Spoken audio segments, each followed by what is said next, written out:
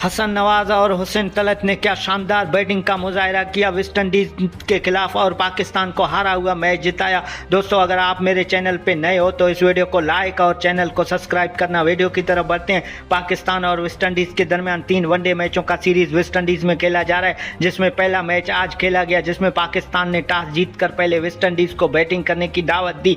तो वेस्टइंडीज ने 281 रनों का टारगेट दिया पाकिस्तान को। बाज़ाहिर तो मुश्किल दिखाई दे रहा था। जब पाकिस्तान ने बैटिंग शुरू की तो पाकिस्तान का आगाज़ अच्छा नहीं हुआ था। शाइम अयूब 6 रनों पर आउट हो गए थे और पाकिस्तान के 180 रनों पर 5 विकेट गिर गए थे और पाकिस्तान को 12 ओवरों पे 100 रन चाहिए थे। फिर हुसैन तलत और हसन नवाज ने क्या शानदार बैटिंग का मुजाहरा किया। हसन नवाज ने अपने डेब्यू मैच में 63 रनों की बारी खेली है 53 बॉलों पे, और हुसैन तलत ने 41 रनों की बारी खेली है। इन दोनों की बदौलत पाकिस्तान ने 49वें ओवर में ये टारगेट मुकम्मल करके वेस्टइंडीज़ को 3 वनडे मैचों की सीरीज़ में 2-0 की बढ़तरी हासिल की है और पाकिस्तान को ऐसे टैलेंट की अभी भी ज़रूरत है।